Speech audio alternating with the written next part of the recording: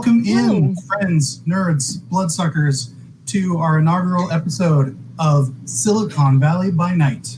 It's a dangerous place, and we'll see how our individuals fare through this long night by the bay. My name is Tony. I go by Hatter online, H4773R, because in high school I was into Elite. It's fun. And I've been gifted the immense pleasure to lead a game for these fantastic individuals who will introduce themselves shortly. I'll be doing the part of the storyteller. Wish me luck. Okay. So let's go around the squares here. I have no idea where anyone is. So let's start with the gentleman who's backlit with the sparklies.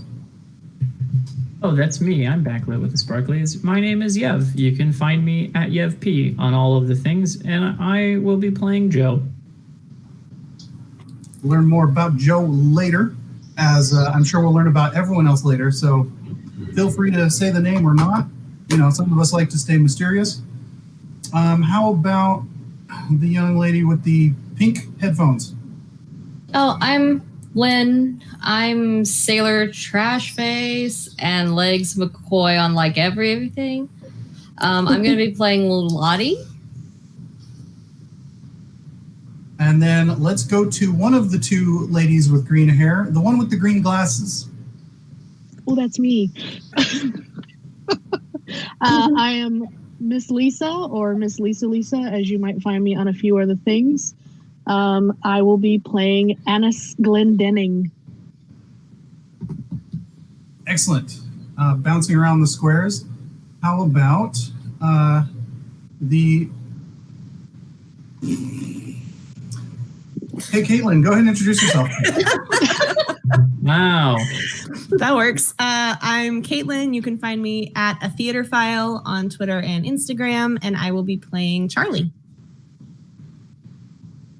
Bounce on over to the guy in the middle doing the beard stroke. I am Casey.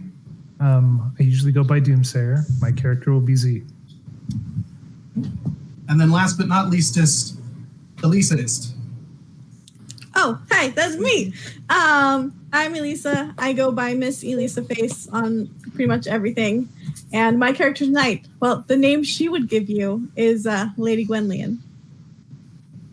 And there is a lot of that goodness this evening. So, to try and get us oriented, I'm going to go a little one-on-one with each of our crew this evening to get them gently moved on their way for this evening's activities in character. So first off, Lottie and Lady Gwenlian, you are approached by Jorge, who you know is a Canite of some standing in the South Bay.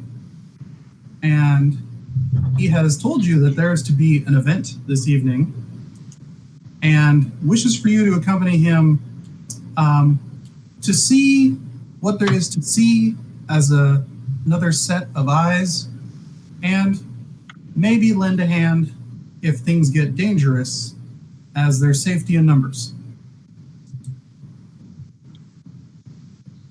So, as he's pretty sure you'll agree to it, you're pretty sure you shouldn't deny it, he's let you know that you will be meeting him at the parking lot off of Market Street in San Jose, across from the convention center and the Hilton. There's a little pay-for parking lot that you guys can travel up together from. He mentions travel up together because apparently it's going to be in Fremont somewhere that this happening is going to go down. Would you have any questions for him or want to do any recon? I assume it's all right if my manservant accompanies me. He nods and he's like, yes, I believe Teddy's well enough into the culture that he shouldn't be an issue. Very well. Is there anything in particular we need to look out for or not? You know, I'm always up for a fight, but it's good to go in knowing kind of what's going on. He smirks and shakes his head at your enthusiasm and goes, Lady Gwenlian, I think your usual perceptiveness will be more than enough. All right. It's fine by me. Thank you, good sir. So we will leave you momentarily as that crew assembles in the aforementioned parking lot early in the evening of the event. Jorge shows up in a fairly mundane white 4-door affair, probably a GMC of some sort. Not too conspicuous. Not very grand for an individual of his stature either. So, moving on from there, let's see here. Anis. Yes. You get a call from Leon. A long time no hear. He's like, yeah.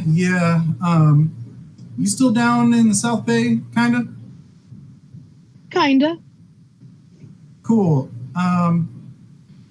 Maybe you can do me a little solid. I got my boy Nflex. That's N-Flex. That's what he goes by. You may have known him previously while you were in Oakland, or at least met him, known of him. And Leon goes, I'm sending him to check out this get-together that's happening down there at Fremont later. And I was wondering if you could keep an eye on him. If he gets into trouble, help him get out of it. And if something like that happens, let me know. I'll owe you. Is he a sad trouble or a bad trouble? He shouldn't be the one getting into the trouble, but if it happens, I wanna make sure he's got some backup, because he can't take any of his normal boys, because his normal boys aren't like you and me.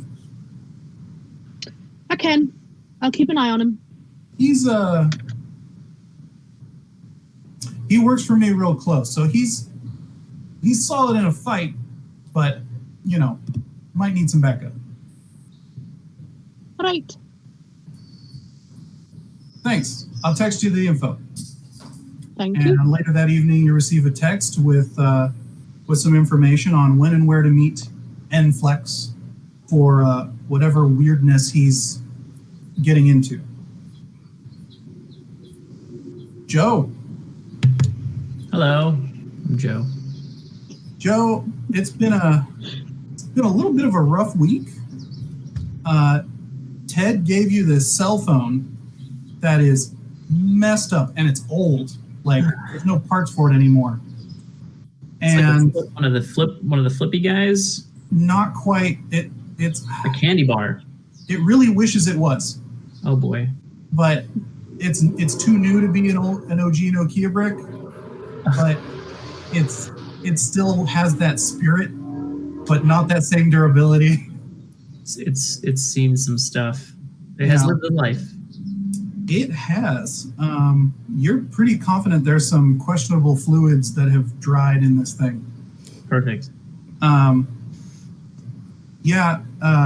Ted described the guy as an old MIB Tommy Looking Jones motherfucker. Oh. His work. All right. And as you're working on it, you start to recover the text conversation that apparently was the focus of the job. Oh. Mm-hmm. And it mentions leeches, a meetup in Fremont at a certain date and time, as well as some sort of weird intranet or like community board of some sort. And this sets off a lot of red flags for you, considering who you know and what you know. And just to be clear, the job with this particular phone was to recover said text messages? Recover any data you could. And so you were able to pull these texts off. Question. Was it suspiciously easy to pull this data off? No. You put in some work. Okay. And even this information itself is vague enough that it's kind of weird, but to you it makes an automatic sense. Noted. So with that in mind, you probably want to go check out this meetup, or at least see what it's going on. I would indeed. Hey Z. Just another beautiful night. You don't have your weekly your weekly event that you usually go to tonight. Okay. And then you just hop in a car and you decide to drive down 880. You know, it's a good night. Am I depressed? No, you're all right. You just Then why am I driving down 880? fair. But you did feel inclined to head downhill, to quote a famous ent. Oh. And yeah, the car knows the way apparently, and you pull off on Calaveras Boulevard in Fremont, and just sort of wend your way back around into where where the old packing warehouses are and the train yards. Sounds like happening place, I guess. So If you're a dock worker. we'll come back to that. And then, let's see here. Give my notes. Charlie. Mm-hmm. You're getting ready for your night rather, to go into work, right? Yeah. And you get a text from Brian, right? He's the one who owns the bar? Yeah. Mm-hmm. And he goes, got your request, it's cool, we got it covered. Okay. And almost as if on cue, you hear the telltale beats and raps of MC Neil's coming through your window outside. I open the front door and just say, "You have got to stop calling me out of work, dude." And he's like, come on, yo, get in the car. We're doing weird stuff tonight. Okay. Let me grab my shit. Yeah, grab the serious stuff. I don't know how this is going to go. It's going to be great. Okay. I grab my stuff and my camera. He looks over at the camera bag. He goes, be cautious with that tonight. We don't want anything to happen to it. Okay. He shouts at you over the obnoxiously loud white boy rapping. Yep. He flashes that grin at you with those fangs and goes, "It's good night." And you blast over 84, and I believe that should wend all of you into Fremont. Any questions or prep that you might want to have done with the little time you may or may not have had before heading over there? I'm assuming there's a firearm in my car. Okay. If there is or not, that's fine. But I'm assuming that there's one. Beautiful. I don't carry my own heat. I have a man for that.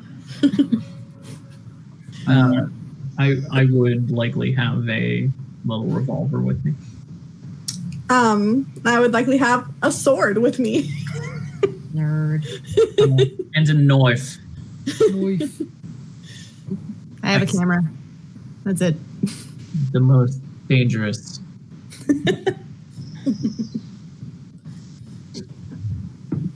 I think I'm more of like a hunting rifle. Nice 30-06. You know, just something. Inconspicuous. Yeah. Oh, yeah. Something to get the job done. That I can strap on my back. Just over one shoulder. It's very normal. Well, when you live where I live, yeah, very normal. It's okay. I'm definitely in like a waistcoat and like riding pants and boots with like a sword strapped to my hip, so normal. Nice. Checks out. So the lot of you arrive at the Moonbite Biscuit Factory, one-time competitor to Sunshine in Oakland, long since defunct and dilapidated.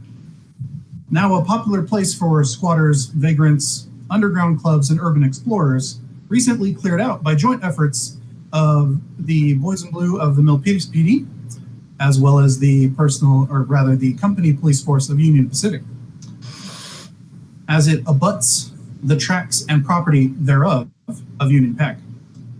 It was on the news. Off 237, Calaveras Boulevard, Spanish for skull, then down Carlo, Romaine, onto Maryland, and finally Railroad. Its husk resembling a burst biscuit can carcass, juts into the night sky, clawing for any permission to shudder to the ground. Hell of a contrast after having just passed an immaculately manicured urban area, as well as the sleek, rounded glass of Valley Health. Vehicles are parked about haphazardly around this hull, most with some sort of clear exit path. I imagine Lottie's man has chosen a strategic spot to back, I'm guessing probably an Explorer or some sort of SUV into. Probably, yeah. Caitlin, Niels just sort of stops in the middle of the like the court, Sounds about right. opens the door, gets back in, does a 8-point to turn it back so it's pointing back out of the court, but otherwise just leaves it there. It's your car, bro. He shrugs, doesn't lock it. A few even have drivers still in them, keeping an eye out, but not making eye contact. A small crew of bikers keep to themselves near an obvious gap in the fence leading to the railroad tracks. As you enter into the factory where the traffic seems to be going, you see a South Bay Vampire High School cafeteria. Various cliques crowd around each other, keeping respectful distances. A few seem to share or cross orbits. No sign of 8-Ball or Angel, but Jorge is there with his odd but solid retinue. Occasionally chatting with a kid bedecked in white FUBU, Kangol, and chains. This is Enflex, who is accompanied by a rather dour, would you say dour? Honest? Or just No. serious? Serious. Tony, like the seed, anise. Anise, sorry. Anise, got it. Anise. Yeah. Yes. And for those of you who've never met Enflex, you can tell. It's on his chin. Right there. Yeah. I look put upon. There you go. But speaking of which, Anise, Sorry with the crows. what else does she look like as she stands there next to Enflex, looking like a weird compare and contrast puzzle? Anise has very straight black hair that is undercut. It hangs down to her elbows. No body. Very, very pale skin. She's about 5'3", apple green eyes, athletic built, but definitely just put upon. Sensible clothes, things that look like she has been living in for a while. Definitely trusty but worn in. Enflix briefly has a chat with Jorge. A little bit about how's 8-Ball doing, how's Angel. You know, Jorge pronounces it Angel, so there's no clear delineation on which is the proper, or even if there is one. And then behind Jorge is, of course, these two ladies. Please, what does everyone else see who's hanging out with Jorge? Which two ladies? You go first. Those two. We are Jorge's squad. Oh, We're his muscle. Oh. You see a very small, petite 8-year-old with bouncy strawberry blonde curls and a big bow on her head and a pristine little dolly dress and Mary Jane's. She's absolutely beautiful and angelic looking, like a porcelain doll. And she's accompanied by a huge hulking man in a suit with shades and a shaved head. And then next to that scene, to just kind of complete the picture, once again, we've got a pretty athletically built brown hair. Looks a bit like, the nerd in 1990s movies that takes off their glasses and all of a sudden they're beautiful, but they still look kind of dweeby. And that's what she looks like. She's got long brown hair. She's wearing a fitted jacket, like a riding jacket, tight pants, knee-high boots, has a sword strapped to her side, and she's carrying herself, rather regally. Like she's kind of like, this is beneath me. But there's a little not necessarily a natural grace to her step. But she's charming in her own way, but not in the way I think she wants to be. Excellent. Let's see here. Some of you are acquainted with the individual known as MC Niels, who strolls in accompanied by...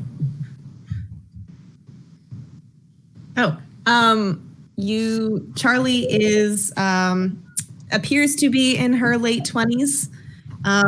She is pretty, but not intentionally so, if that makes sense. She is wearing clothes that are nice, clearly high-ish end, but worn. Like it's very obvious they came from a consignment store and not a boutique kind of a situation. She's not dressed in a way that makes her stand out in any way. You get the sense that she's very much a blend-in type of person. She does have a camera bag with her, and she's constantly observing and everyone around her. She's very attentive to whatever conversation that she's not in, but that's happening next to her. So she's always looking around at things. So Charlie, you and Neil slide over to this gentleman holding up a post, I'm guessing. Z, Niels comes up to you. What does Charlie and Neil see when he says hi to you?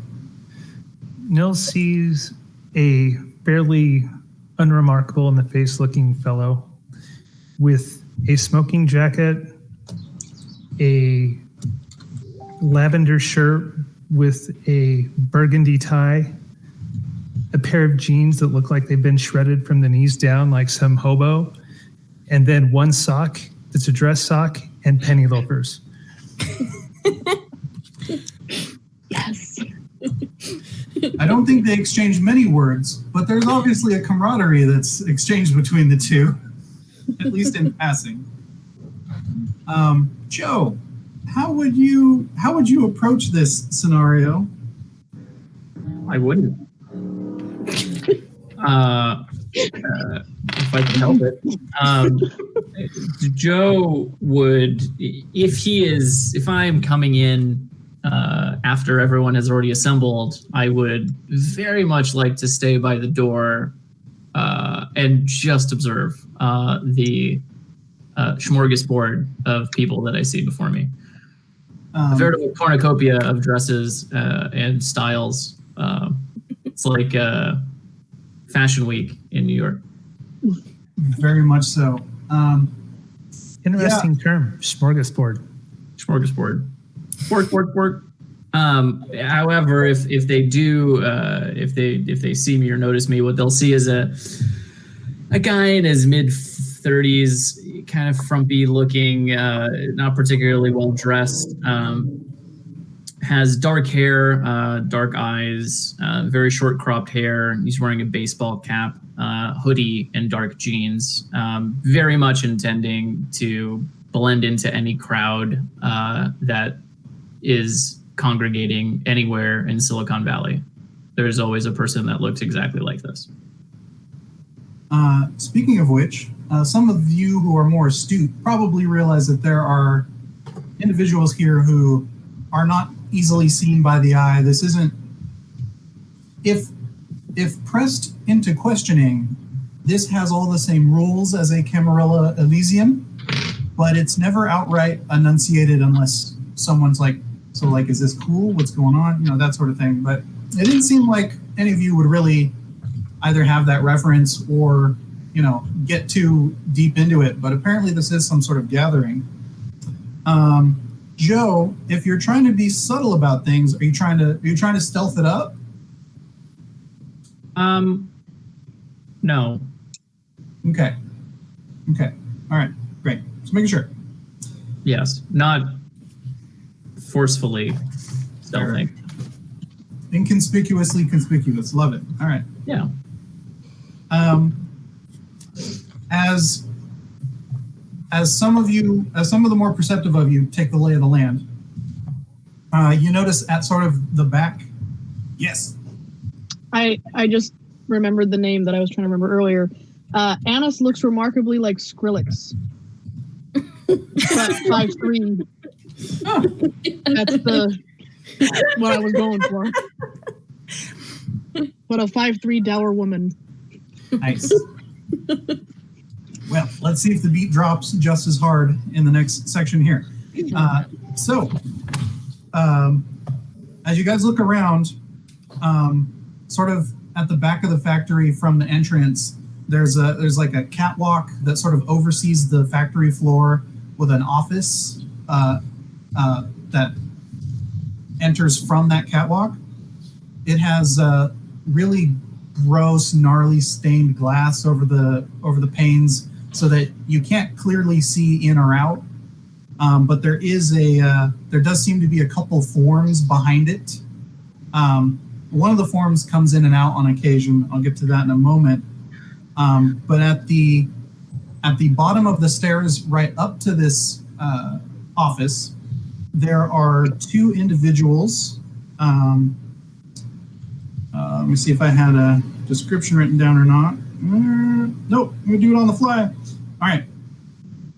One of them is a young man in a very nice suit. Lottie might recognize that it's not nearly as nice as he thinks it is. I don't know if any of the rest of you would quite make the distinction, but it's a nice suit. It's good on its own. It fits him. It's good. Indistinct tan descent, but he definitely has that sort of smarmy tinge to his vibe. Next to him is a young woman who has a fierce mohawk, and it's like crop cut on the top, so it looks like someone put a shop broom on top of her head. It has the same bright red. It's pretty rad. She wears a wife beater over a sports bra and like camo pants, and she has a leather vest over that, and on the back it says Valkyries, and under that it says Dog Patch.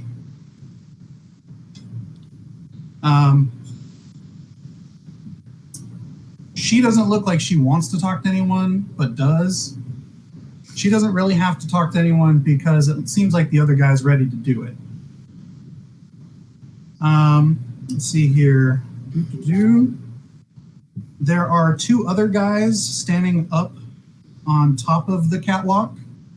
One of them he's an Nosferatu. It's hard to miss him. If they're out in the open, there they are. And he wears a bowler hat, a plain white dress shirt, open, suspenders, nice dress pants, combat boots, and you're not sure if it's a frown or a snarl or if that's just how that all works out. He seems content to hold up the wall next to the glass. Another guy, shorter, he looks like he belongs in a library, but he is decked out. He's got a riot helmet on, attack vest. He's got an assault rifle on his back. He's got a pistol on his hip, boots, the whole gear. He looks like he's ready to be dropped in somewhere. He goes back and forth inside the office and talks to whomever's in there, comes back out, may or may not come down and mention a thing or two to the two at the stairs. And if this wasn't odd enough, along the catwalk at the top of the stairs, there's 4 tarped items.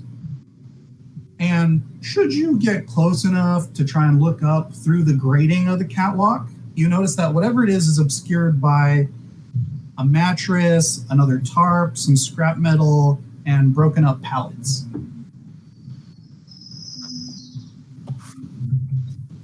So, with sort of the lay of the land now, other questions? Yes, I have questions. Yeah, Joe. I received a work order from Ted to get data back from this phone. I would have performed said duties and given the phone back. Do I see anyone that matches the description of the person who dropped the phone off? Not at all. Okay. You might be surprised as well if you did, because this person has shown up to the shop during daylight. You haven't interacted with them personally. Yeah, only Ted has. Sure. Okay. So that, like there's a smaller chance he'd be there, but less likely considering. Noted. So in regard to the guy in the suit, Yeah. are there any pennies on the floor? I'm missing one from my loafer. No.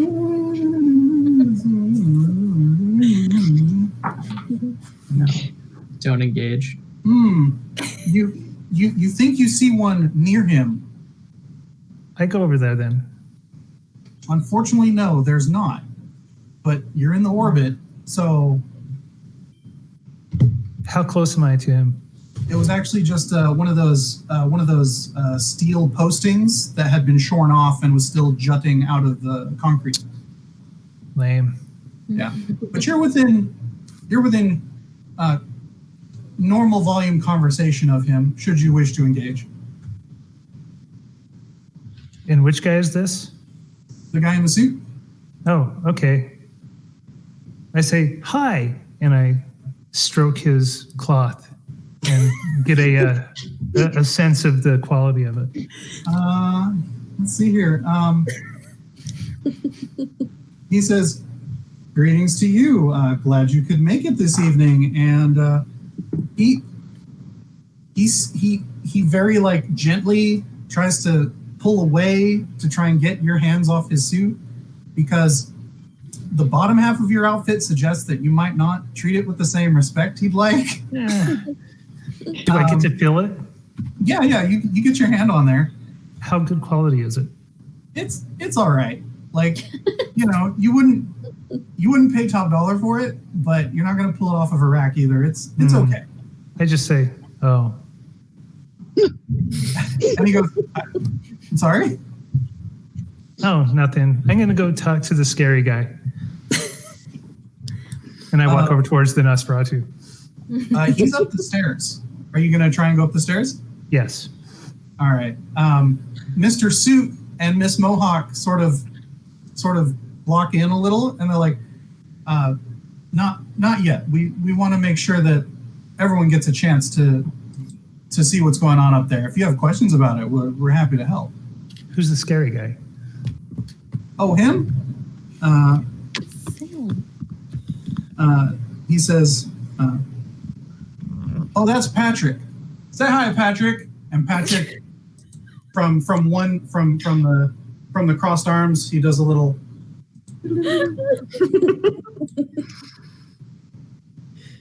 Is that Grandpa from the Addams Family? He didn't age well. The Mohawk is chuckling, and she's like, "Nah, he's too cute." Okay. And they're like, "What's your name, man?" She's like, "I go by Bits. This is Omar. He won't shut up. What's up?" I'm here for some reason. And they kind My car brought me. They kind of look at each other and they go, "Oh, all right. It should happen in a moment. And then you can go about your business." Okay, Bits Hawk. I'll go about my business. And the guy in the suit sort of looks over, waiting for a reaction, and the girl with the hawk is just sort of like, "It's Hawk. Yeah, you're getting in." Fair. And I go mill about the room, hoping to find a penny with my very essence. I have a follow-up question to one I You asked. find a penny. Oh, good. And I fill in my other loafer. Yes, Joe. Yes, yep. Either or. If this is considered an Elysiac-like state, Elysium-like state, I don't know. I'm trying to make up a word. Go with it. Were we checked for weaponry at the door, or were we just allowed safe passage? I mean, someone's rocking a full assault rifle. Someone else has got a hunting rifle. That chick's got a sword. All right. Who knows what the little girl's deal is? She has a lollipop, Horrible I'm thing. sure, somewhere. Very large lollipop. No. Congealed. Congealed. Large camera. No. Anyway. Can I lean over to Neil? Yeah. Oh, sorry, MC Niels, since we're in public, and just say, "Am I supposed to know any of these people?" And he goes, "Oh, that's right, you don't. Okay. So, he goes, "That's Z. You met him. Right. That's, I don't know her. I think that's Lady Guinevere. She's down in San Jose. And that's Dolly Parton, or she lives down there too. That's Jorge. We met him. That's Enflex. You can tell from all of this. I don't think he's that good. But I didn't tell you that." And now what's really interesting them, they are, I think they're from the city, because Dogpatch is in South San Francisco. Not South San Francisco, but like southern, you know what I mean? Yeah. And the Nosferatu up there, and he stops pointing because he realizes he's pointing, and just sort of does the finger taps, and he's like, "They have like a thing where they dress up like 20s gangsters and wear bowler hats." So that's a thing. So this is like an envoy or something? I don't know. But yeah, and then he points to this other girl. Dude, stop pointing at everybody. He sort of like taps his head, and he's like, You're right. She see here. You're supposed to come up later. I don't have it. There we go. That's Huey. she's a badass. She's the head of a biker gang here in the area, I think out of Milpitas. She looks like a straight up anime character Bokuzo, like the dude pants and like the bright ass jacket with all the Japanese characters on it, and her hair is like shocked out and crazy. It's pretty epic. Let's see here. Who else does he resist pointing out?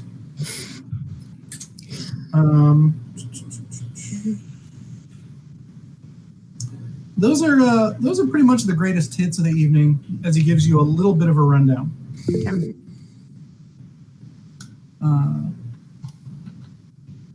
Excellent. I like these notes to the storyteller. Yep. All right then. I believe that's See the Unseen, right? Mm-hmm. Let me pull up the Auspex because I am also a crusty old werewolf nerd and only know the old versions. So let me see here. Wow, that's a lot of stuff that animalism can do. Cool.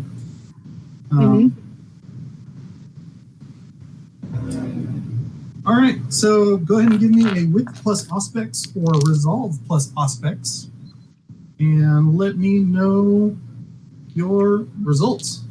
So that'll be black dice, normal dice. Oh, I forgot to have you guys do the thing. Okay, all right. Nosebleed a little bit.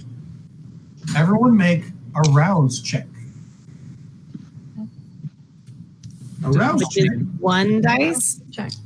Let me double check. That is the thing that happens when you wake up your undead body from its catatonic state every night.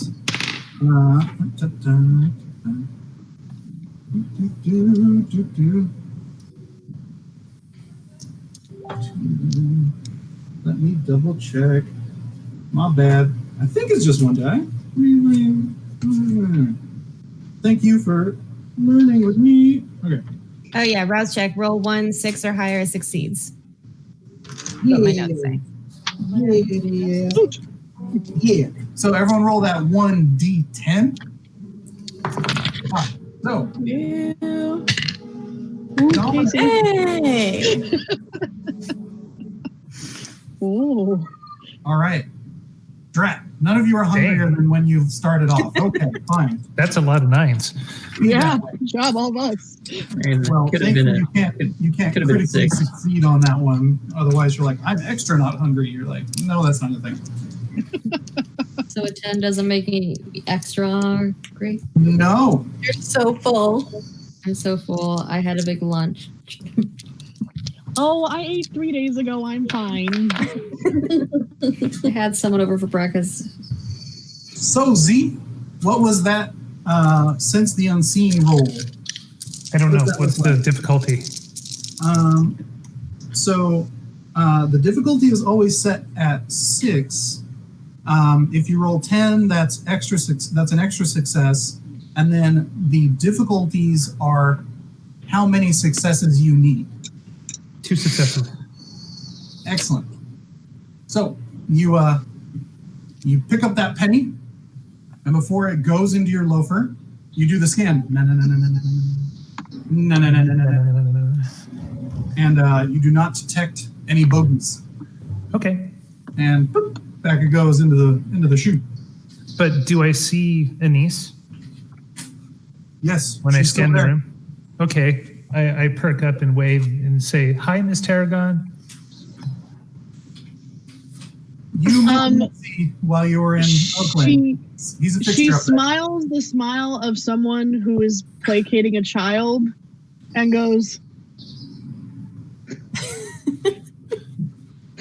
And wait, fennel, licorice.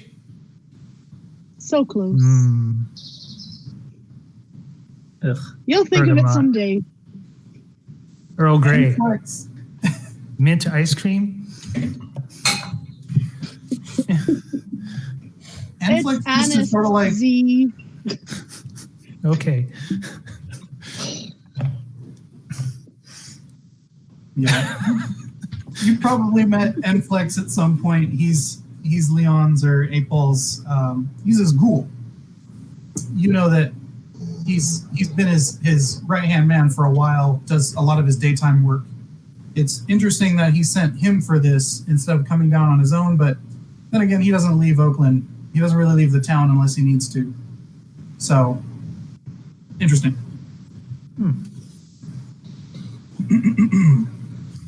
So, after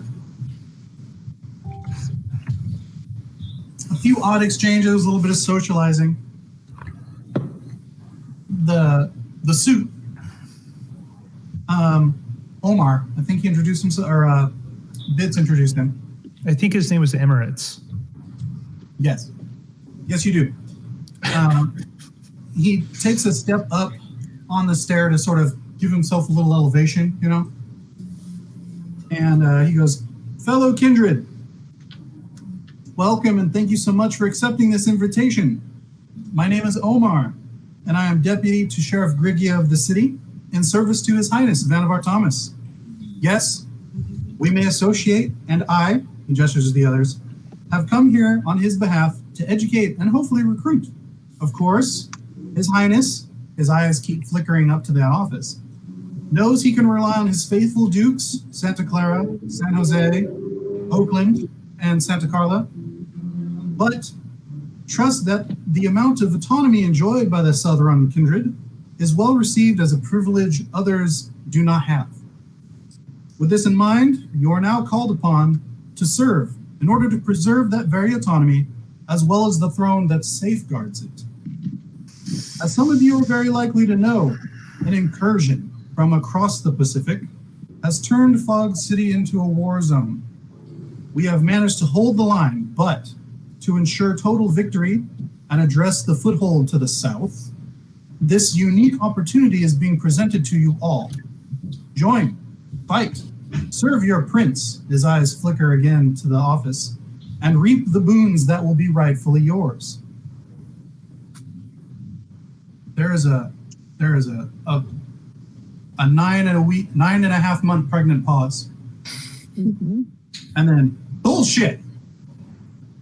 That same short, scrawny Japanese girl wearing Bozokuzo outfit. A couple of you do know her as Yui Haramoto, probably a Bruja. She points up at that office and starts shouting, "Thomas hasn't given a shit about anything across the bridge or south of Outer Mission in 200 years. Why the fuck would he be up there now? All Bond villain and shit."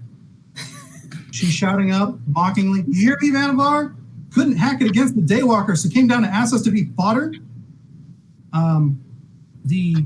The full paramilitary kid guy, he ducks into the office and appears to be having a heated discussion with the form inside the office. The Mohawk steps forward at Yui and says, "You clench your fangs before I punch him shut for you." Omar comes down off the step. He's like, ladies, please. This hesitation, confusion, apprehension is understandable, let me assure you," to Yui. But he doesn't finish. As the second Nosferatu, you think, walks out of the office and stands in front of the railing, decked out kid at his side. This person is in a much nicer suit than Omar, but his face is mangled, gnarled, like third-degree burns that haven't healed properly. And he speaks down and he goes, "That is fine, Omar. Bits, thank you." The figure oozes confidence and danger. A great white among other sharks. "Many of you don't recognize me, as I've not had this face for very long." And he sort of tenderly touches one of the deeper gashes along his cheek. It's not comfortable if you're at all squeamish. "It was gifted to me very recently. Suffice to say, any of you who had visited the city in the last 200 years would have seen a very different visage. He almost has a solemn tone, as if remembering a lost loved one. Yes, I am Vannevar Thomas, Prince of San Francisco, and my domain spawns from Sonoma to Santa Carla, between Mount Diablo and the sea. Have no doubt. Now you've seen the stick, let me show you the carrot. Patrick Monteschi, he gestures to the Nosferatu in the bowler, as well as the decked out kid. They pull off the tarps. There are 4 bodies there. 3 staked, obviously. 1 girl with a traditional wooden spike. A younger man with something like a table leg or candlestick. Another old man with a pool cue that's obviously been broken off. And a third man, very swarthy, very dark, appears to have no damage at all. Why don't you all, or if any of you have been in the Bay Area longer than 5 years, go ahead and make me a int plus. You can make me an int plus occult, or int plus etiquette, or int plus streetwise. Been in the Bay Area as Kindred, or just been in the Bay Area? Been in the Bay Area. If you have been in the Bay Area as a Kindred that long, your difficulty is 3 successes. If you've been in the Bay Area not as a Kindred, then it's 5.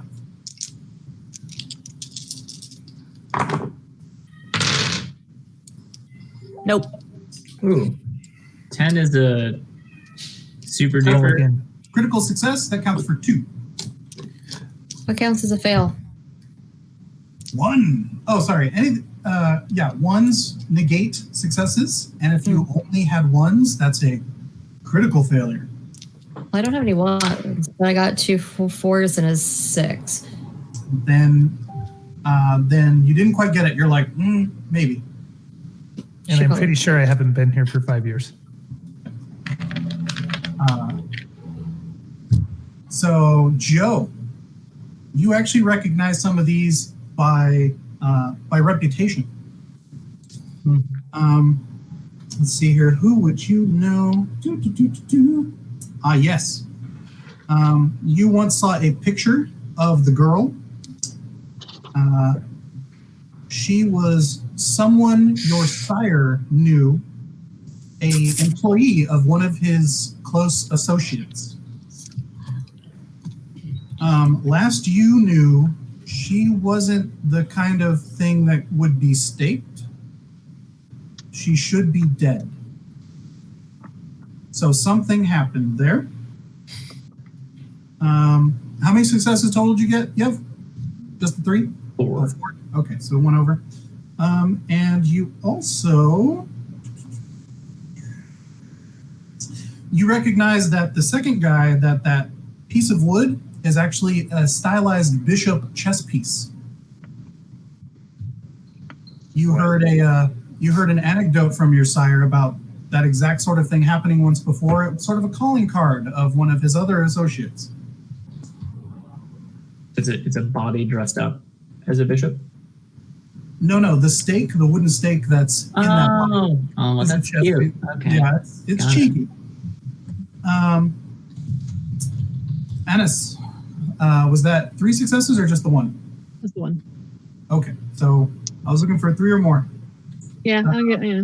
Now, It's not my and business. nada for anyone else, huh? Okay, cool. That's fine. Just seeing. All right. Any questions thus far? Any reactions to this dramatic unveiling?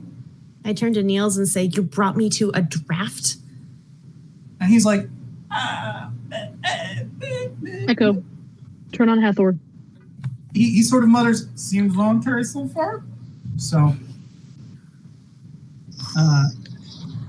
the Vannevar continues. These 4 sacks of blood have violated the traditions. As the eldest, I may dispense with them as I wish. I offer them first to my most loyal service. Santa Clara, San Jose, Santa Carla. Oh, sorry, Santa Clara, San Jose, and Oakland. For those of you keeping count, he leans forward a little. Santa Carla has already received a gift, as the trek over the mountains can be dangerous on certain nights. Jorge is uncharacteristically stiff. And he sort of steps forward to acknowledge that as the guy in charge of that city, he's been acknowledged. Santa Clara and San Jose decline the gift, but remain loyal to the prince's seat, and sort of steps back to reform the squad. Thomas nods and goes, "Excellent. Then, even if Oakland partakes, the next 3 to reassert their fealty will have their pick." At this, the tension has just it's too much. Spicy. And you can tell that people are going to start shouting, and like there's a few in throats. It's and it kicks off. There's an uproar of conversations as it bursts to life, but under them, there's a squealing of tires, shouts, gunshots, and the roar of motorcycles. Phone rings echo out the rib of the bones of the factory hall in a sick MIDI orchestra as the scatter begins. Oh, goodness. So you all hear these sounds from the outside as the din of cacophony of this gross revelation takes on the kindred of the area, but also this new threat that is not clear what it is. So, Vannevar and his goons spread out on the catwalk. Enflex taps you on the shoulder, and you see Yui slide up next to you, almost as a pseudo wall. Jorge places his hands out towards the two of you, Lottie and Gwenlian, and says, "If you want to come with me, it's going to be a weird ride." You know, I'm always good for it. You know, I'm good. Right? Well, yeah, I'll come. So, do you take his hand? I take his hand. Lottie, do you and Teddy as well? Lottie doesn't say anything, but she takes his hand. All right. He leads you back to a pillar where the gross orange lighting and glow of the moon are beaming into the facade. And as you cross over the threshold of the shadow that this pillar casts, you guys drop out of existence. Please make me A vomit check. composure plus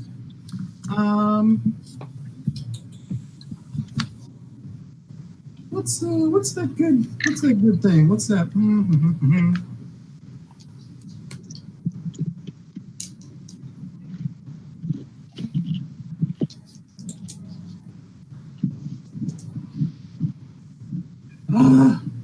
You know what?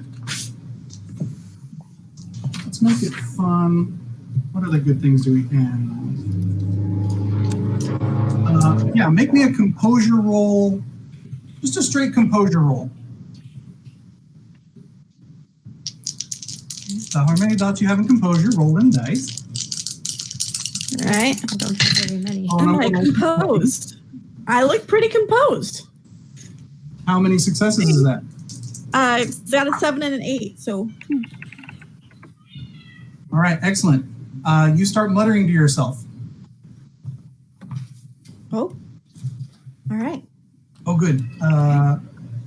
It's you manage not to let go, but you definitely hear things in the dark that you never wanted to hear. Lottie, how are you doing? One success and one failure.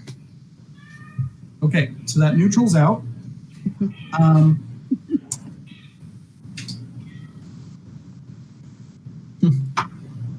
Thank you. Let's see here. I want the thing. I remember there being a rule for this. Oh. Thanks for hanging in there. All right. Well, while I'm looking this up, where do the rest of you want to go? Invisible. Oh, right. Which ability are you using to do that, Joe? Unseen passage. Cool. I believe that requires a rouse check, right? Yes. All right. Roll that up for me. Ooh, 6. Or, Nice. sorry, 1. Failure. Correct. The 1 good times roll, 1 success. It's 6. Okay. All right. So I believe that means you don't your beast doesn't get uppity as you make yourself part of the furniture. And just so what we're hearing is commotion inside of this room after Vannevar Thomas was like, y'all should be on my team because it's dope. And then people were like, that sounds dumb. And then he was like, but check out these staked bodies. And then outside there was like a bunch of motorcycles or like a cacophony of sorts. Yes. Shouting, motorcycles, and guns. Oh, that's a bad one. Okay, cool. Yeah, I'm invisible. Okay. Do I see him go invisible? Make me a wits plus perception or wits plus alertness to see whether or not you caught him. 3 successes. Mm-hmm. Yeah, you would have seen him droop. Okay, I slowly meander over to him, and when I get close enough, I slap him on the shoulder and be like, steak, it was what for dinner, right? And then I make my way outside to my car.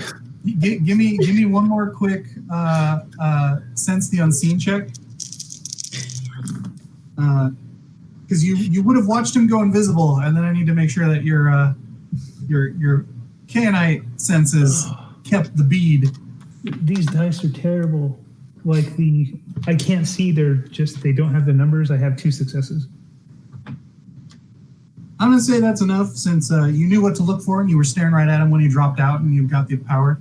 So yeah, Joe, as you start to shimmy out, that one guy with the jeans gets real close, but you're like, oh, they don't see me. It's fine. You know, they usually walk right by, and he slaps his hand on your shoulder. You're very startled. Drops the one-liner and goes on his way. I would like to follow him out and just clock the car that he gets into. If I see him follow me out, I just ask him if he wants a ride. No, thank you, but it's very unsettling to have someone just blatantly talk into you when you've never had this happen before. I can but whisper, and so I will just whisper sweet nothings into his ear and say, "No, I'm good, thank you. I have my own." Steak. That's funny. Okay, so Lottie, I need you to make a willpower roll. Okay. That is your total score of willpower in dice, and you can add half your humanity score rounded down.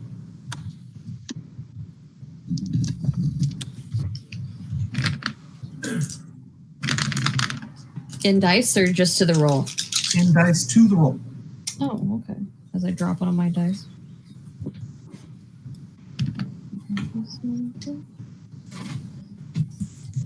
While dice are happening, Annis is going to grab Enflex and push him behind her and drag him up to higher ground. The closest higher ground is the stairs with Thomas's crew. Yep. He sort of resists that. He's like, no, we get out. We get out. We will get out, but we have to go up.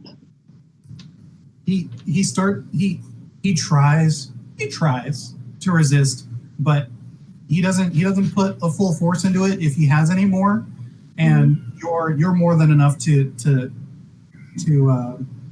direct his path on that.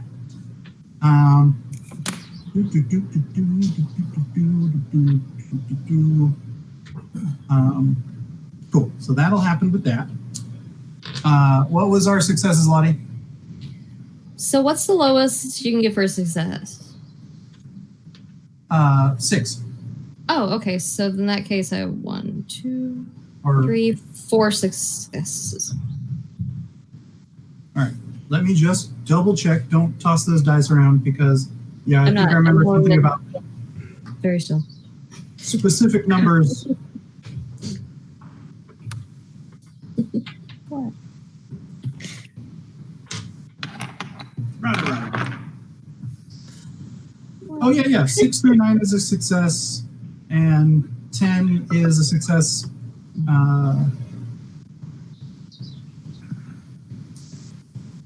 And each, Plus. yeah.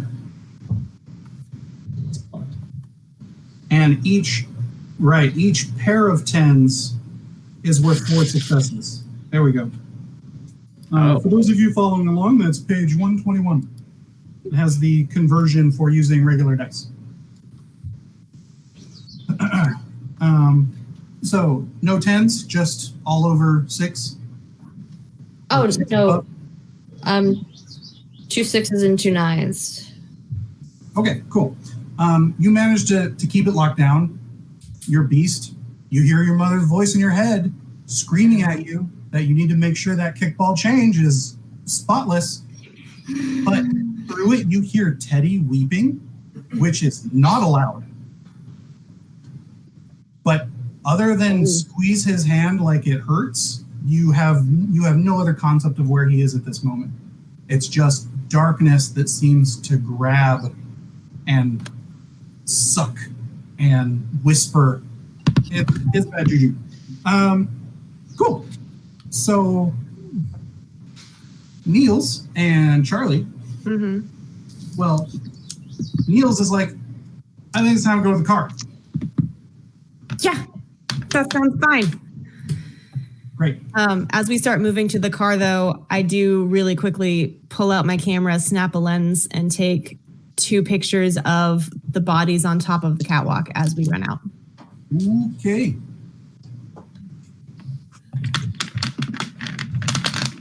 Ooh. And then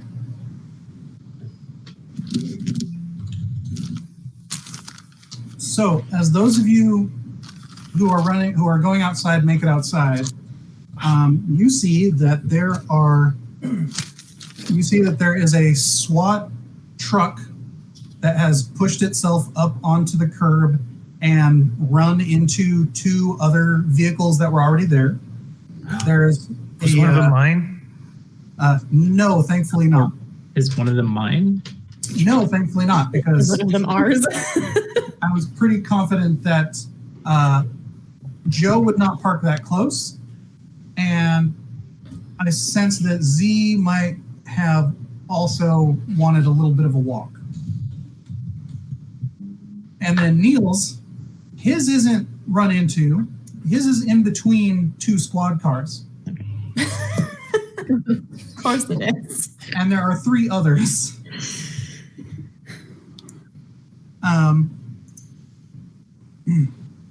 So, as you come outside, there is gunfire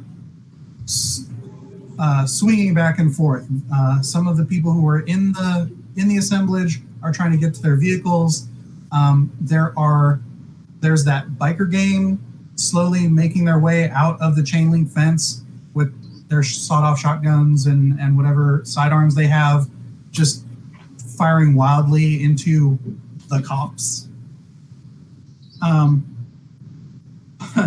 But the part that's really weird are the 3 guys who jump over the wall of the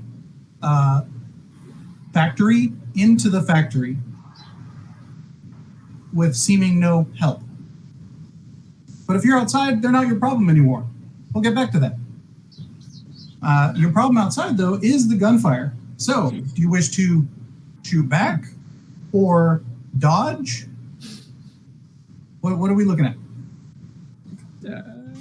If I'm not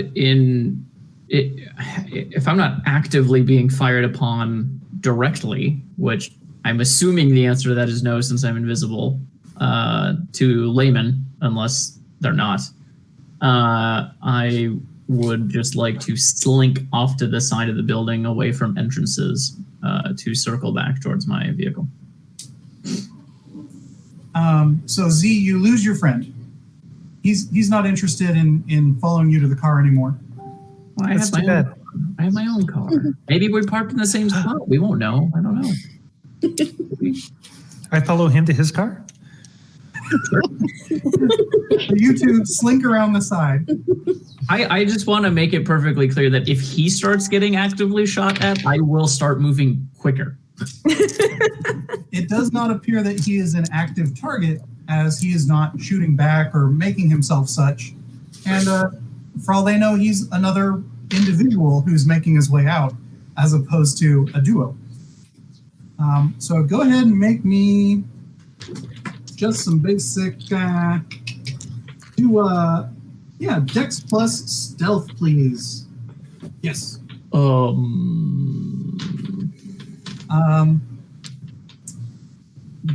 Caitlin, Niels starts like half jogging towards his car in the middle of the two police cars. And he's like, it's cool. Bullets don't hurt. It's fine. I mean, they hurt, but you're good. Okay. I will put the camera back in the bag and kind of like, and start moving towards the car. You see a couple police who are at those squad cars start motioning you over as you sort of do the, and Niels is like, oh, it's crazy. I don't know. And they're like, oh, no, and they start screaming at you to get down on the ground, that sort of thing. Niels is like, oh, I don't know. And he starts moving past them. Joe, what was that roll? 2 successes. Okay. So you're good because you're invisible, so that helps. Z, how about you? I didn't know I was supposed to make it, so I'll make it. You're the visible one. Yes, please. Yeah, I didn't know I was supposed to make it. I just made one just in case. One?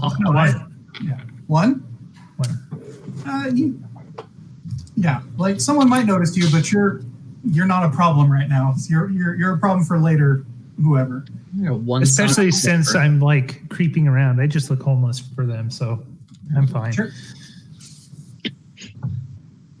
So both of the cops have their guns pointed at Niels now, who continues to walk past them through their like picket line.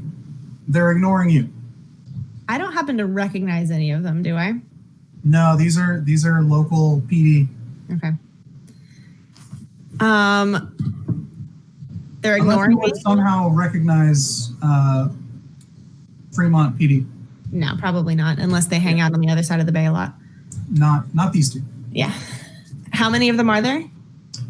Just 2, one at each car right there. There are a bunch else around, but they all seem a bit distracted by other things. Okay. The 2 that they both have their guns on Niels. Yep. Okay. I will pretend to cry. And I will just say, someone told us there was going to be a party and we didn't know what was going on and we just want to go home. And I will just start making a scene in front of these 2 police officers. I so wish I could hear this. Are you going to keep moving anywhere, or are you staying set? Are you staying put? I will slowly start like moving towards the car as if I don't even notice that they've got guns out. Like I'm just crying and walking towards the car. All right. One of them hears the wailing, and like the gun swivels to you a little bit, but then drops when it appears that you're being more distressed. Mm-hmm. And then Niels keeps walking, so the gun goes back over to Niels, and like that happens a few times as the other one just shouts, you need to stop right now or I will shoot. You will need to stop right now or I will shoot. Mm-hmm. You get to the car at the third shout. And shortly after the third shout, Niels is also at the side of the car. Yeah. He gets shot.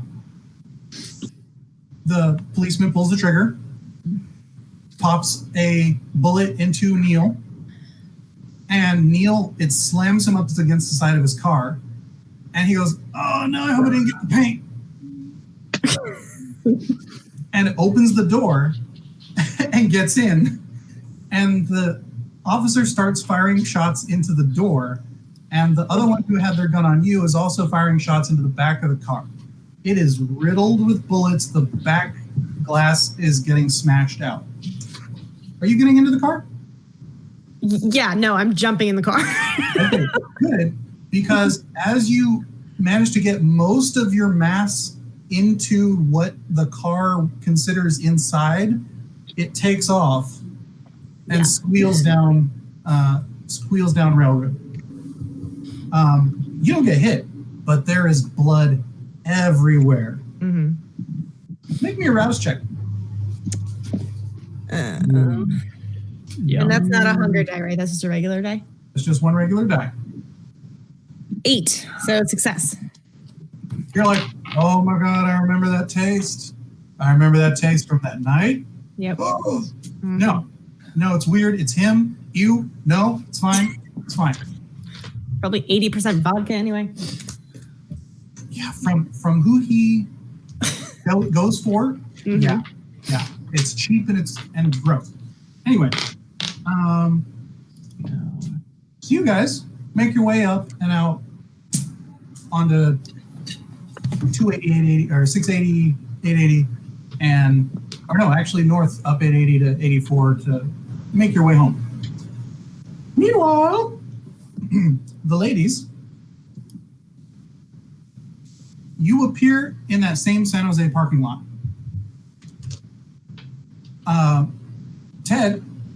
Teddy is on the ground whimpering in the fetal position, trying to claw out his eyes. Oh, he looked in the shadow. Teddy, god damn it, stand up. Are you using any special abilities? No, just a temper. So, He knows what I can do. So you shouted him, but apparently this I don't is... shout. Oh, sorry. You give him the word, but apparently this is a little stronger than just your normal stern word.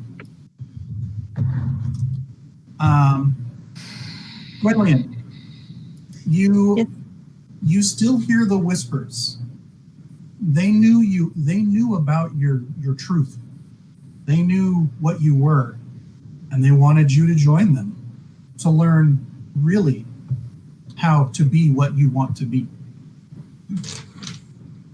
And Jorge sort of dusts himself off and sort of cricks his neck and looks over and goes, "Oh, I'm so sorry. Are you two okay?"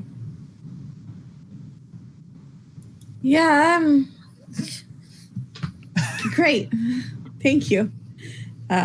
He looks over at Lottie and Teddy, and he goes, "Do you have something for that, or should I? Maybe I should." Well, by all means. Okay. He leans over and grabs Teddy with much more ease than is rightful, considering he looks like Cobra Bubbles, right? and he like, you think he's gonna feed on him or snap his neck or something for a half second, because he just yanks on his skin of his scalp and the collar, and he forces their eyes to meet, and he says, "Stop." And part of that word "stop" sounds a lot like the voices you heard just a moment ago. And Teddy just goes limp. And he goes, in Spanish, Jorge says, "The last 10 minutes didn't happen. You're fine. Compose yourself for your ward." And then picks him up, dusts him off, And he looks over at you and he goes, apologies. Better to get us out in one piece. Teddy has huge scratch marks across his eyelids and eyebrow and cheek, but he's composed again and ready to take your every order. I hand him his shades. He puts them on a little shakily, but succeeds. I very irritably hold my hand up for him to grab. He takes it and seems to be reassured by it.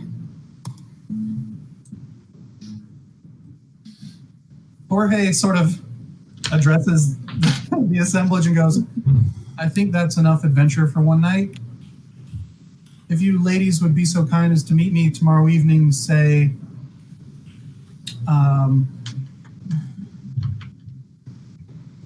Velco, the food court. It's nice and quiet, especially considering that it's closed. We can have a chat there with Angel and go over what happened. Sound good? It's acceptable. Yeah, sounds good. Thank you. Thank you, Duke. Thank you, ladies. I appreciate your assistance this evening. The city. They were from the city. I can't believe it. That was how they appeared to be. We'll talk it over with Angel tomorrow night. Thank you. Lottie curtsies. He sort of walks off past a low street lamp and sort of drifts off into the night in front of your very eyes. I'm guessing you two seek refuge back at your own havens and take stock for the evening? Yeah. All right. Back to the action. Ennis, you are welcomed as fellow comrades, you and Enflex, up on the catwalk amongst these bodies.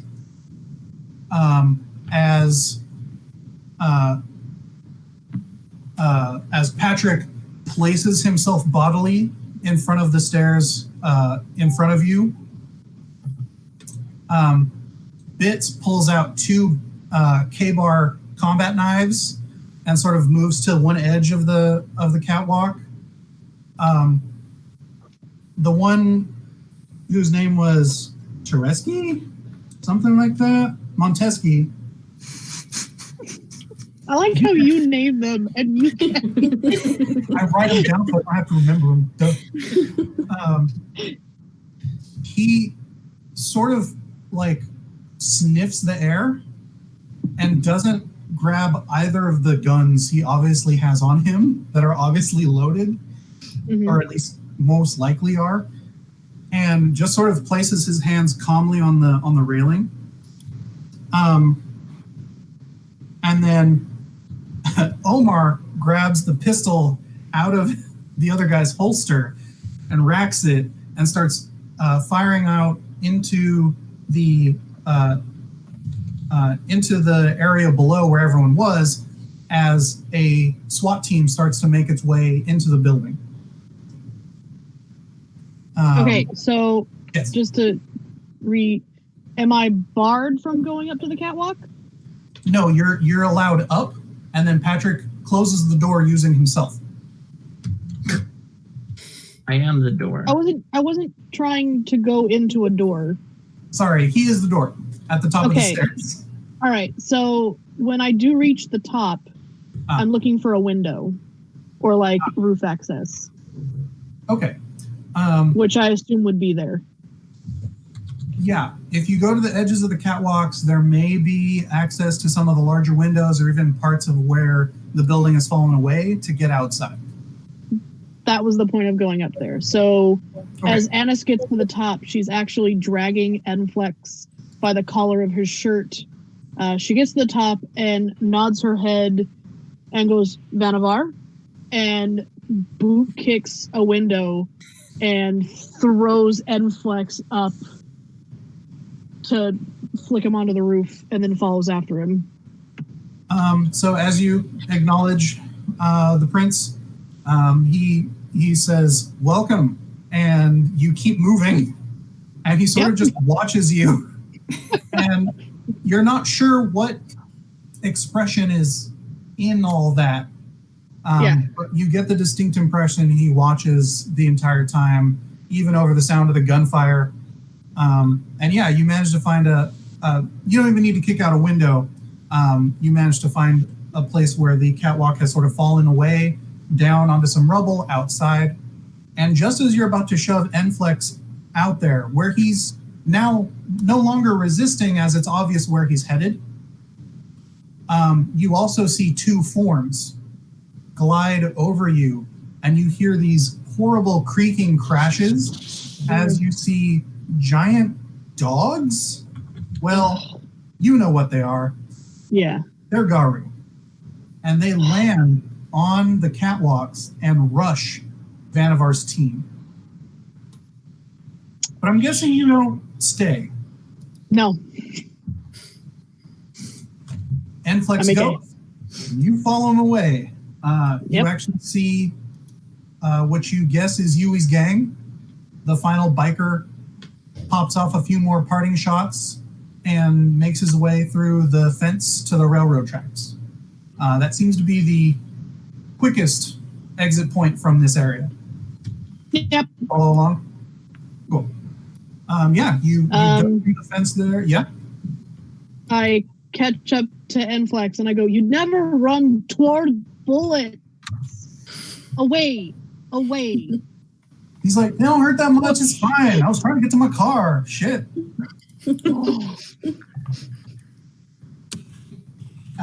Your car will be there in the morning. If it's not, I know where they pound them. Move. Go ahead and make me a Dex plus. Do we still have dodge? No. I think that's athletics now. Yeah. It is athletics. Yeah, give me a Dex plus athletics, as there are still gunshots being fired at that exit point. 6 or higher? Yep. And if you get pairs of 10s, then booyah. Just 5? Yep. Okay, cool. Yeah. Ping, pew, I rolled nothing. 6 dice. You're good. Enflex is similarly adept at not getting shot. So the two of you make it out into the railroad tracks behind. And let's see here.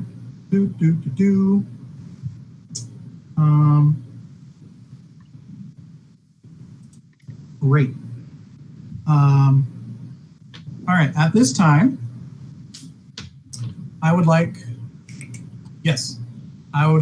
Joe, Z, and Annis to make me willpower checks. Just straight willpower. Let me know how many successes you get. How many willpower am I supposed to have? I believe it's based off your resolve and composure. Yeah. Yeah. Hold, please. That's Annis 3, Z3, cool. Got you.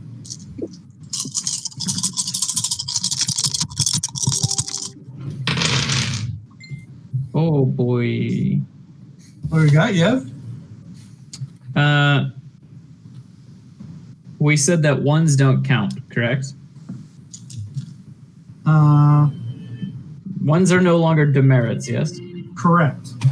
Okay, then I have 6, an 8, and a 10. So either 3 or 4, depending on what 10s do. Okay, all right. You all get a sense that there is something out front of this building where the SWAT truck is that you do not want to mess with, that you do not want to touch, you do not want to be near. Z, the last time you felt something like this was when your sire was around. Okay, I know that feeling. It's no bueno. You don't want it. You don't like it. It's no good. Yeah. No, it's a bad time. But other than that, you just get that like weird ping, like it's sort of an adjacent to knowing when the sun is going to come up. You're just like, nope, don't want it. Nope, just gonna know. So cool. Since we're on you two already, you're sort of circling back around to where I think we're heading towards Joe's car now. Mm-hmm. I imagine Joe would be parked down the street around the corner a little bit. Yeah. Well, yes. Essentially. Yeah, I don't know what the geographical mapping of this area is, but it would be like a 5-minute walk away. Great. You two managed to slip through the perimeter that's there and make it to your car. And your friend's still there with you, and he doesn't appear to have any holes in him. Is there anyone else around other than my friend? You saw a car go racing by that had a bunch of bullet holes in it. Real nice BMW, blasting loud bass. But other than that, no, not really. Okay. Then We saw him go by. I waved. What's up? You think he would have waved back if he knew? He probably did. You don't know. He's one of my people that I am aware of. Yep. I will drop obfuscation then and introduce myself as Joe. It's nice to meet you. Thanks for accompanying me to my car. I feel much safer. Oh, I look around and be like, me? Oh, thanks. You're welcome. Do you need a ride somewhere? Can I help you? Sure. Yeah. My car's right down the road. Great. I go by Z. Hi. Don't worry about the pants. They're just made to make me look off. They are working. When he points and says down the road, he points back towards the gunfire. Right. I'm happy to drive you by it if you want to tuck and roll out of my car. But I want nothing to do with what's going on inside that building. Do you know what's going on inside that building, actually? Do I know what's going on inside the building? Did I recognize any of the people? No, you have clues as to what things are. Did I get a sense that they were vampires or they were staked mortals? There were no vampires that you knew of. And I was like, I don't know.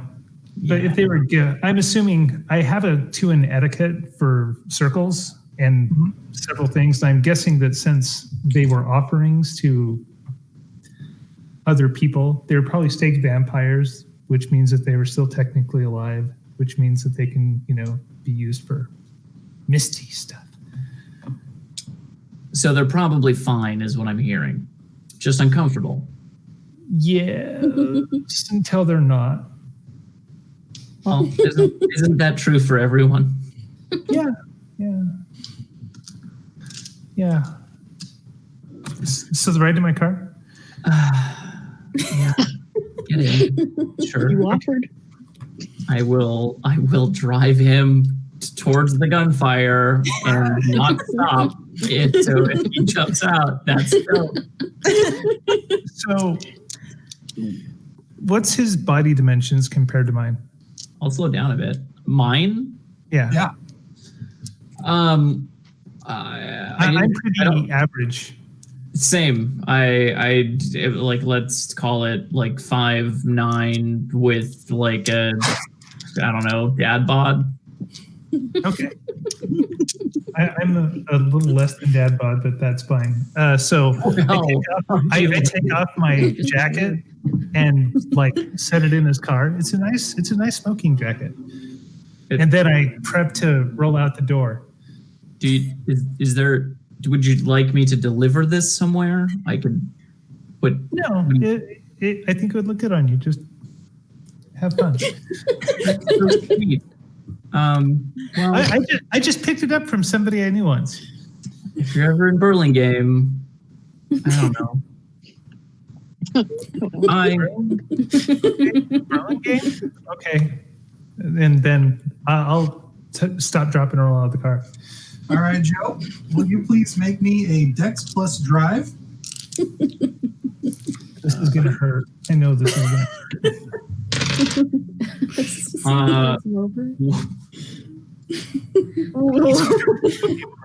Awesome. That's what's going to happen. Well, I mean, look, I have 2 die to work with here, so really, this is almost as good as it could have gone.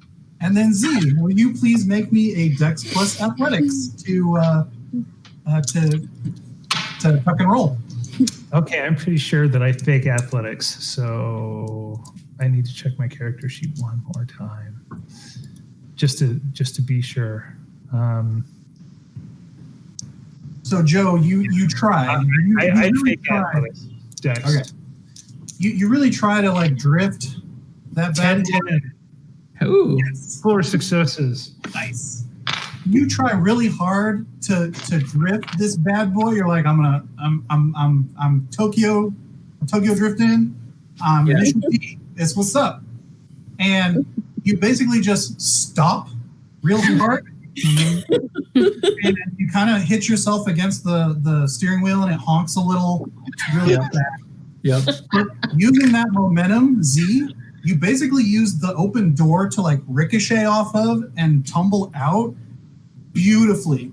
And you like leap at your car and get in there, fire it up. And between the car that suddenly stopped next to them and the car that suddenly started next to them, the police don't know what to do.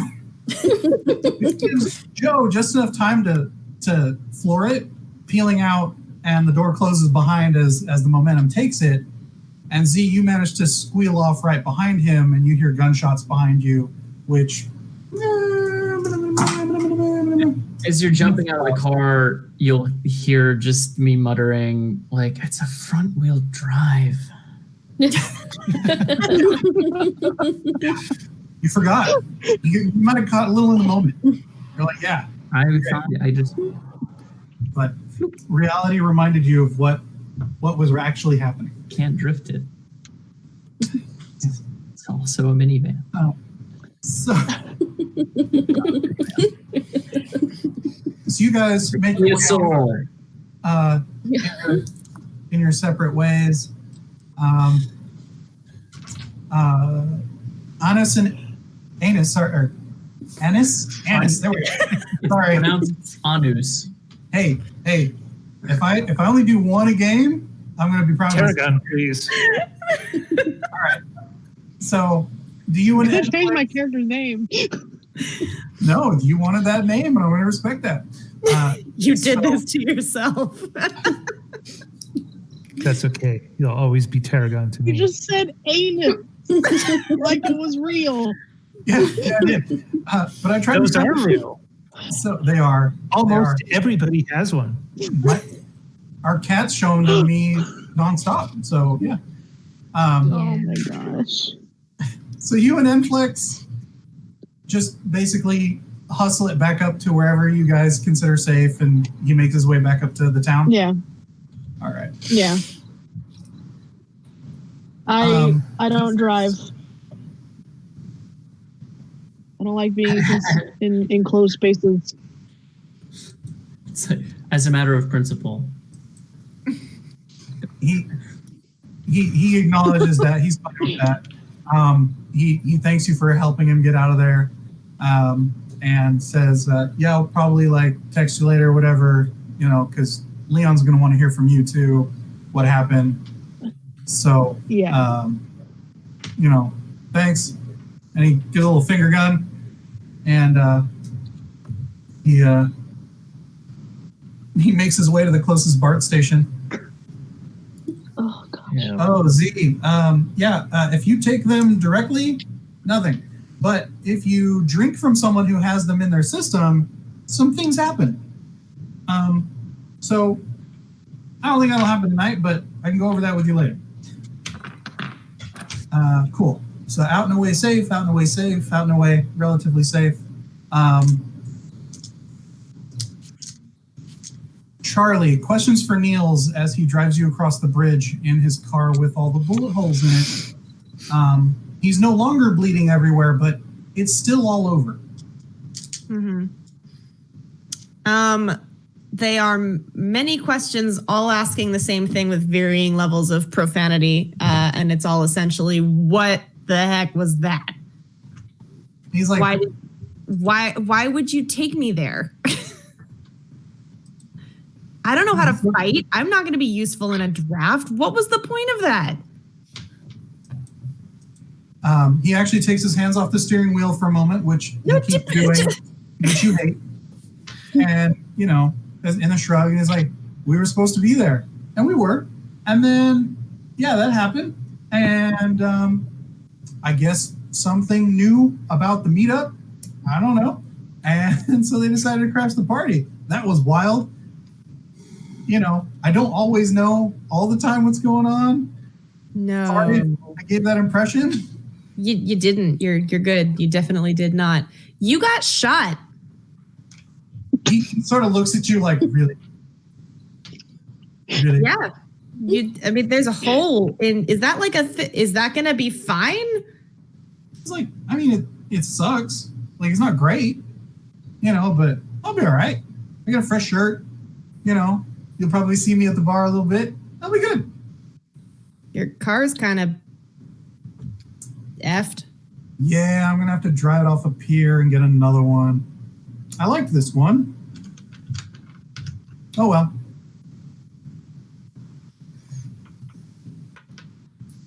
Okay. Cool. Great. Got drafted, got shot. It's fine. Oh no, we weren't officially drafted, so we're good there. I mean, if you want to help him, that's cool. No?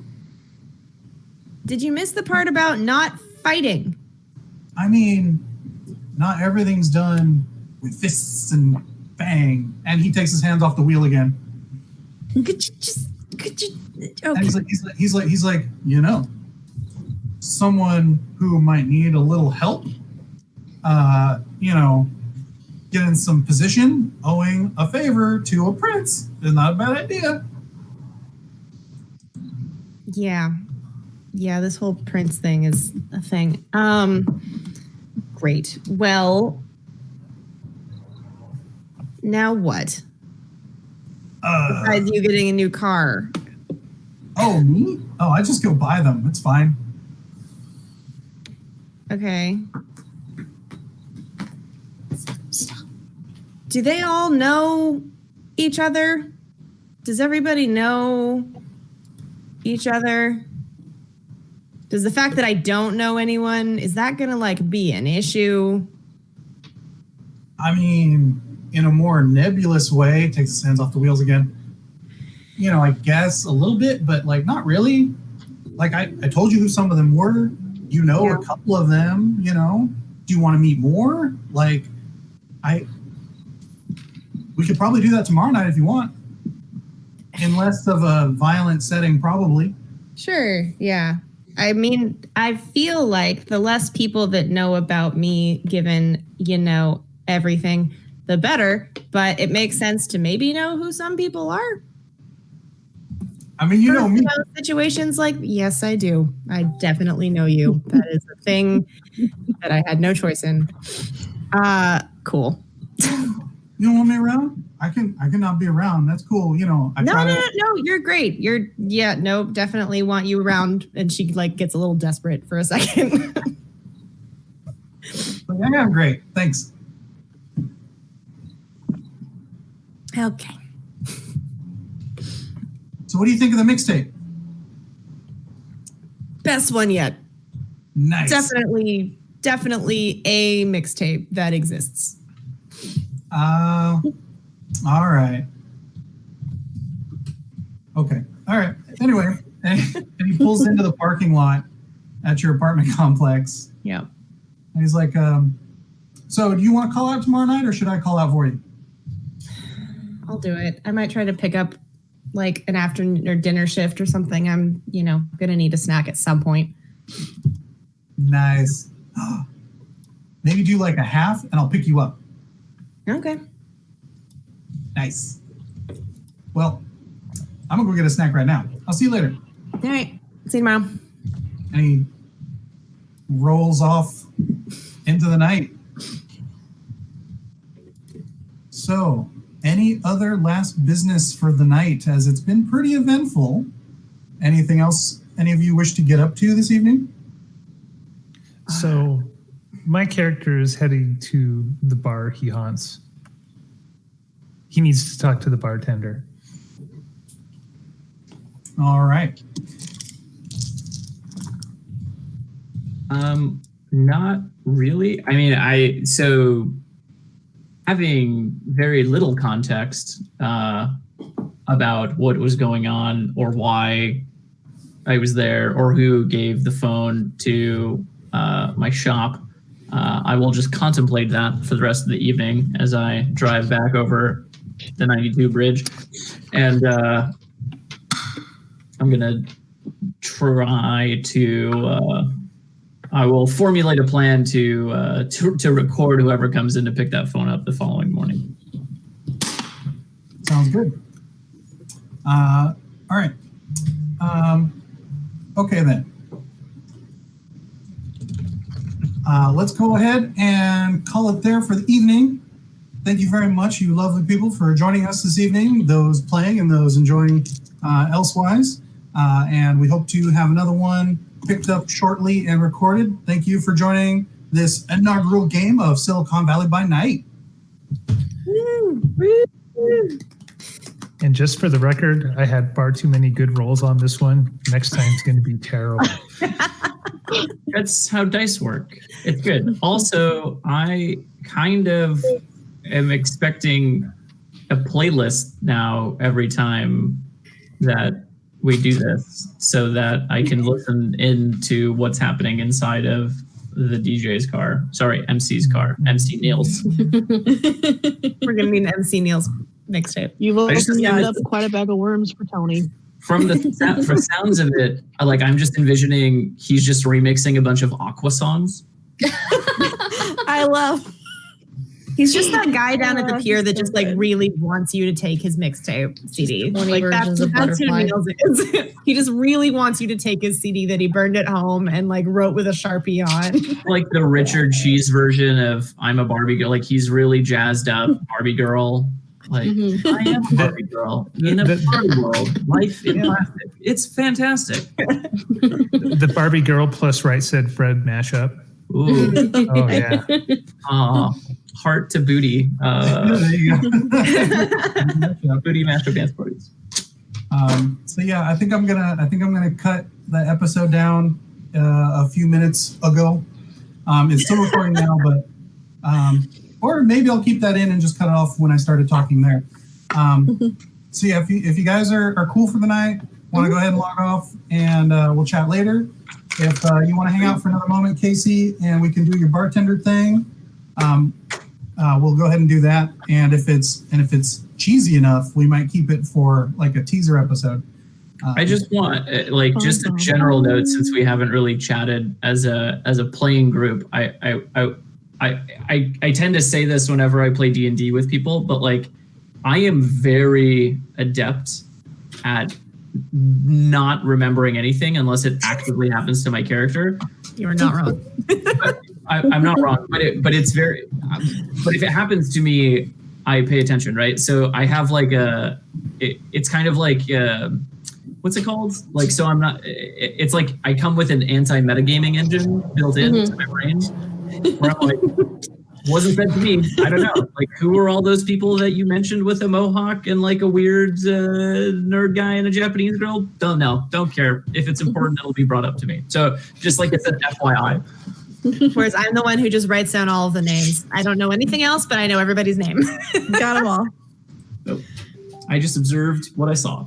But yeah, so just FYI, I may ask to have events repeated a lot. Also, I know you told us not to swear, and then I said shit 2 minutes after we started. I'm sorry. Right. I also said motherfucker and then fuck twice. You said not much. Yeah, I dropped a bunch into the script, And I was like, "All right, I think we can put a disclaimer." Hi, Bella. Oh, Bella's here.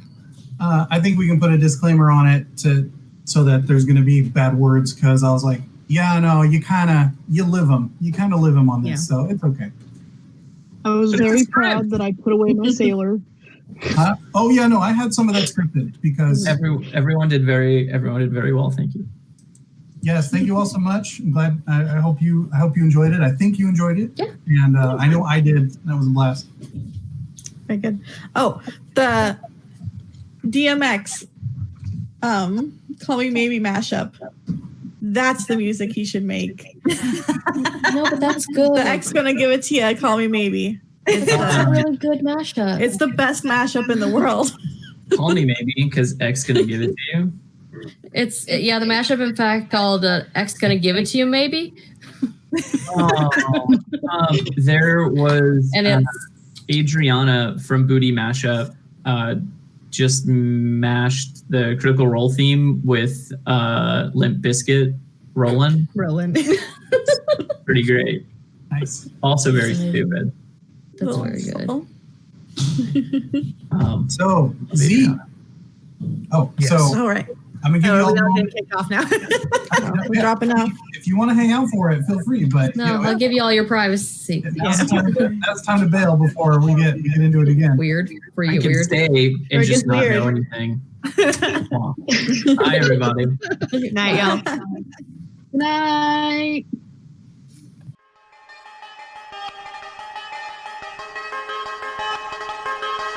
Mm.